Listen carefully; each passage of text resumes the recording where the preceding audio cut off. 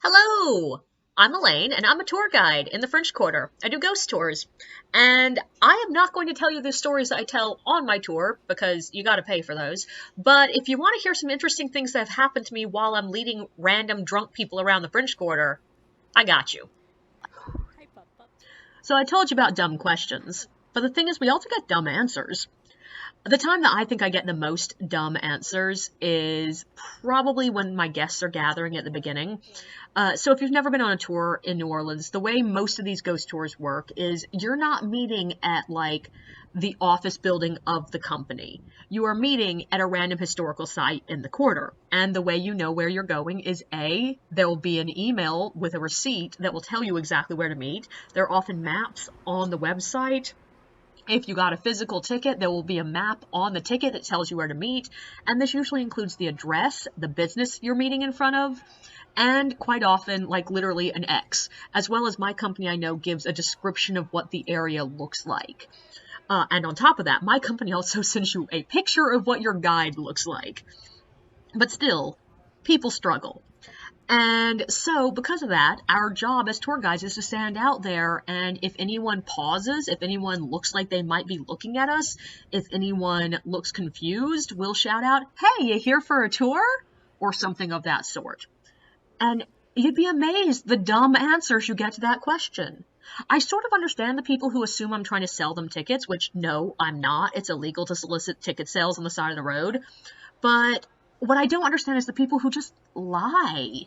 We will have people say no and walk away and then have to come back 5 minutes later and be like, yeah, you're our guide. But we'll also have people who, of course, will walk up and be like, yeah, I'm here for the tour. And you'll be like, okay, name, and they'll give you their name, and you can't find them on your list. And you're like, oh, that's so strange. I can't find you on my roster. And they'll be like, oh, that's because I haven't booked tickets. It's like, then you're not here for my tour. But of course, we'll also have the ones that either are here for a tour in just a different company and they don't know what company, so you can't even help them find the right company, or who will just be so confused that you're wondering how they live. There was one night I was sitting there watching a woman stand between two tour groups and stare at them intently. And she was close enough to my starting location that I was like, that's probably one of my guests. And she's thinking that those two other tours are my tour. So like I go over to her, I'm like, hi, can I help you? Are you here for a tour? And she looks me dead in the eye and says, there are tours in New Orleans at night? And I'm like, yeah, what do you think you're looking at? But my least favorite version of this that has ever happened my entire time as a tour guide, I arrive one day, and it's a day that I have a 6 p.m. and an 8 p.m., and that's pretty tight. Like, that schedule means that I need to start on time, I need to finish on time, and then I need to run back to get to the 8 p.m. tour. So, of course, when I have a 6 p.m., I try to get down there early, and I want to, if at all possible, get my guests as soon as possible. And when I arrive, there's nobody at the starting location. Like, there's not even the artist that usually sets up across the way from me there. And I'm like, okay, this is not a good sign. And I wait until the 15 minutes till, which is the time we tell guests to arrive, and then I'm really looking around going, okay, where are they? I need to find them. And I've approached a couple of people and been like, are you here for a tour? And they've been like, no. So people have heard me shouting out, are you here for a tour? And I look up and I realize that there are two women sitting on a bench about 5 doors down. Now that's far enough away that no, they shouldn't be my guests. But I've had guests go and sit on those benches before, so I sort of walk about halfway over and call out, hi, are y'all here for a tour? And the woman looks up at me and sort of rolls her eyes and looks away. And I'm like, okay, so that's a no.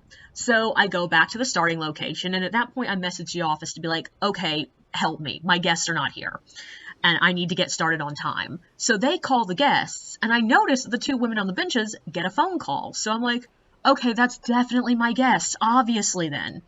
And the office messages me back saying they're there, and I'm like, I have no one here. There are women further down that I thought might have been, oh, now they're walking away, never mind. Because, yeah, the women had gotten up from the bench and just walked away. And I was like, okay, so that definitely wasn't my guests.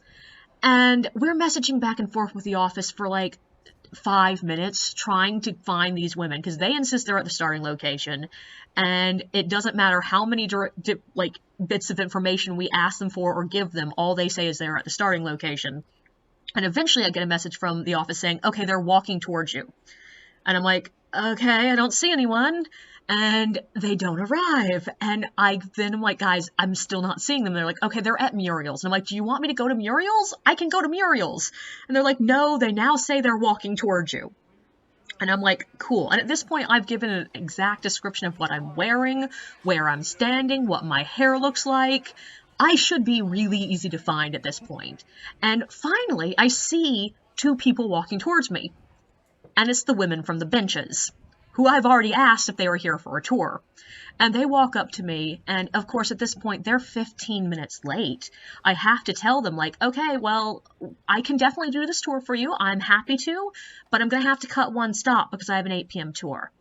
And they get furious and are like, what do you mean? We've been here since 30 minutes before the start time. It is not our fault. I'm like, you were not here.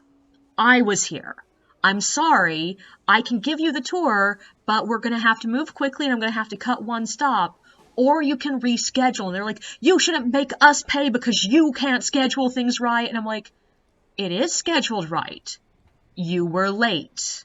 And meanwhile, all the time I'm going, and I tried to get you 30 fucking minutes ago. But eventually, they give up and call the office and reschedule, all the while snapping at me, and you better be here on time tomorrow. And I'm like, I ain't gonna be here. Sydney's scheduled, not me. But generally speaking, just, if we ask you if you're here for a tour, just tell us if you're here for a tour. Don't forget to like and subscribe, and thank you for listening.